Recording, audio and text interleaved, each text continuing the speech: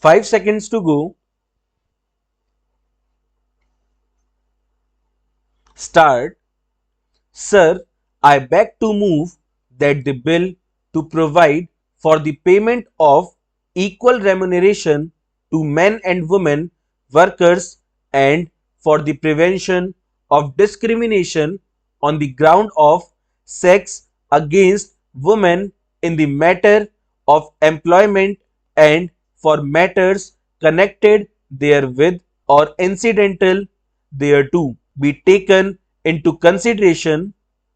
A significant measure taken by government in recent months has been the promulgation of the Equal Remuneration Ordinance providing for the payment of equal remuneration to men and women workers and for the prevention of discrimination against women on the ground of sex in the matter of employment and for other connected matters. This matter is significant not only because it coincides with the International Women's Year and brings us fully in line with accepted international standards, but also because it brings immediate relief to millions of our women full employed or seeking employed, as most of these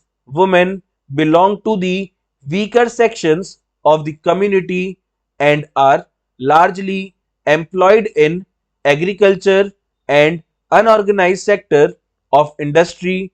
It is only appropriate that this measure was taken on a priority basis as a part of the government's policy of improving the condition of the weaker and exploited sections of the community.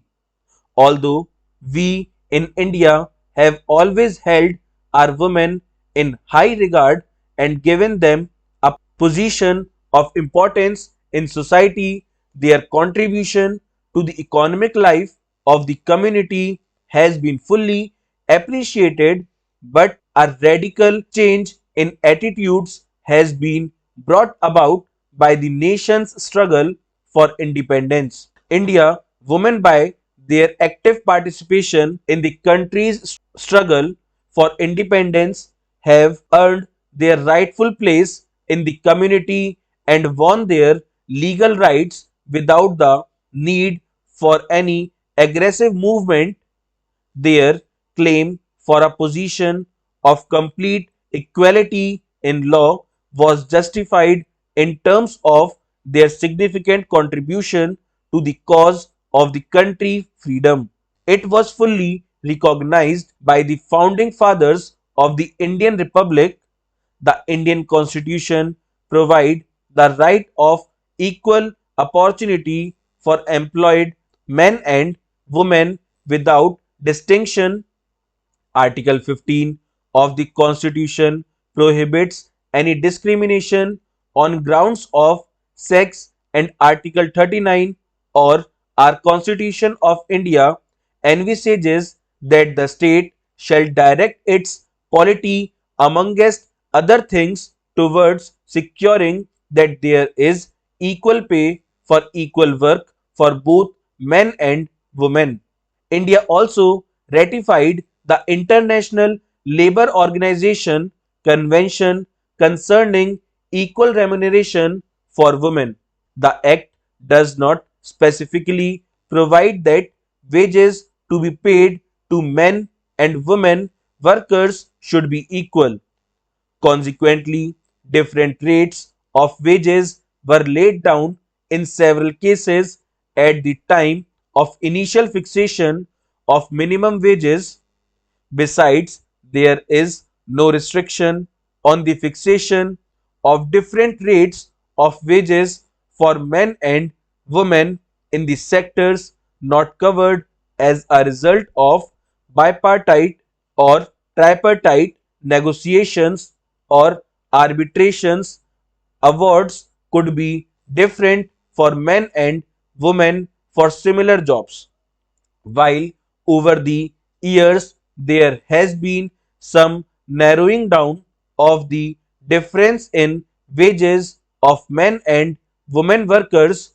Wages disparities on grounds of sex still exist in the country even after years of the ratification of the International Labour Organization Convention.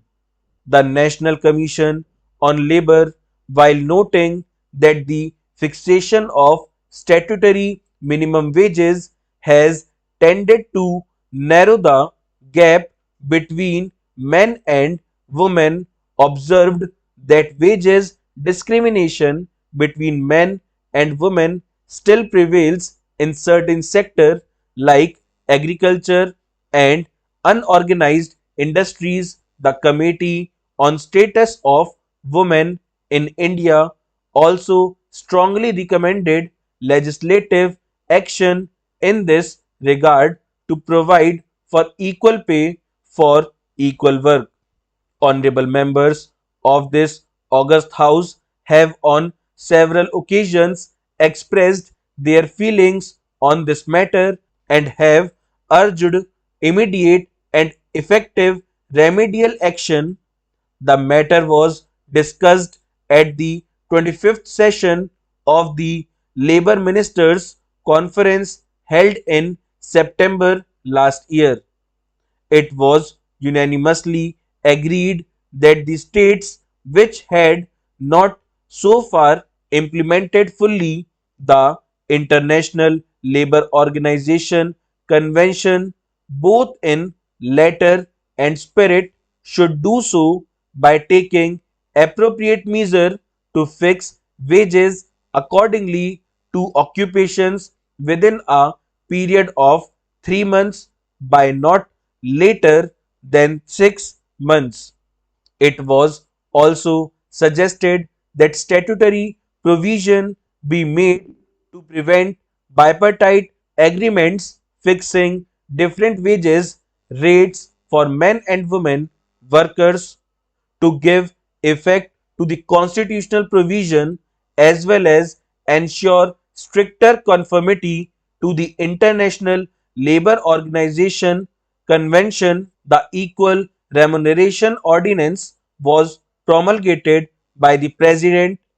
It was much needed and overdue measure designed to benefit a large number of women labor, and it was felt that any delay in promulgating the ordinance would affect adversely the interests of women workers.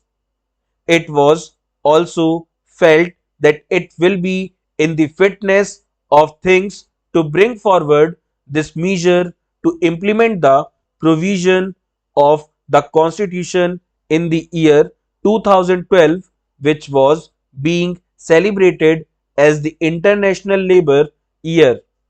It is proposed to replace the ordinance by an Act of Parliament. So the bill was introduced in the Rajya Sabha. Full stop.